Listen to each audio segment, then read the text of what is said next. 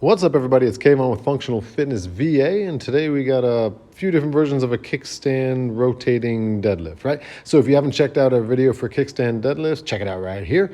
So this is going to be some kickstand deadlifts with a little rotational element because we're trying to hit that glute med so we can get all the glutes working, right? Glute med is responsible for the frontal plane or lateral stability of your hip and knee, and we want to challenge that a little bit without getting too wonky or crazy. So I got my setup for my kickstand deadlift.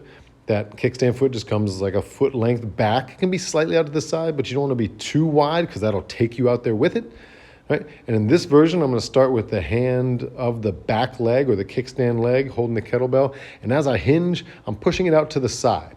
I want that rotation from pushing it out to the side to come from my thoracic spine or rib cage. I don't want much kind of swaying or moving through the hip side to side happening. A little bit, sure, but not a whole lot.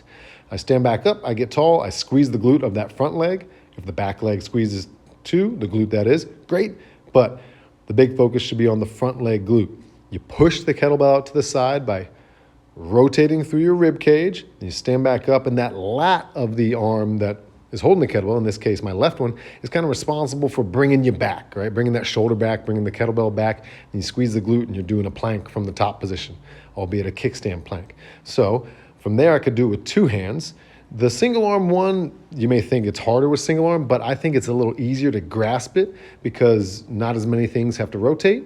Here with the two-hand version, same setup except you're grabbing it by the horns. I want to have my thumbs kind of facing forward. That means my arms are externally rotated. Same action through the hip, same action through the torso. It's just both arms have to go. That gives you a little more control, but again, makes you kind of have to rotate from your T-spine a little more and be careful. Again, we don't get wonky and twist everything or lean kind of through the whole spine or shift those hips way too far, right? So that's the version with the two hands moving in the same way. As you go down, you push it out. On this one, we hinge over. I call this one like the golf swing deadlift. I hinge, I find the bottom. Then with a control rotation, you push it out to the side. And that's important that it goes to the side and doesn't wrap around you. And then you bring it back to the center, then stand up. So it's more control, which actually, again, makes it a little bit harder. The first one, with it moving more fluidly, it's easier to get into the rhythm. It's also a little easier to execute. It has some drawbacks that it could get sloppy. This one, there's no room for sloppiness, only control, which makes the muscles have to work harder, all right? I'm pushing that knee out the whole time I rotate, because again, with that glute med, that's one of the things that stops. It stops that hip or that knee from caving in and the hip from shooting out to the side too far. So if we're trying to work it, we allow a little bit of movement, but you don't want the knee to collapse in. That starts with the foot, but then also works through the hip, which is what we're after in all this.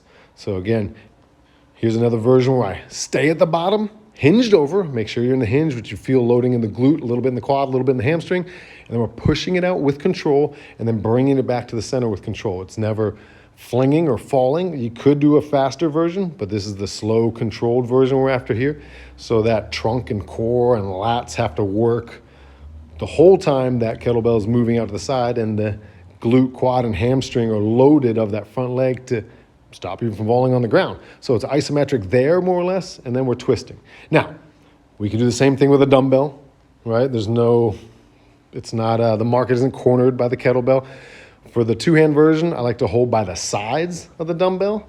You could hold it long ways, but I prefer holding by the side. And then the single-arm version, you're just holding in the middle of the handle. You could do all the same movements with a dumbbell in this case as you can with a kettlebell. So those are some rotating versions, a golf swing version of the kickstand deadlift, dynamic, more controlled. Try them out.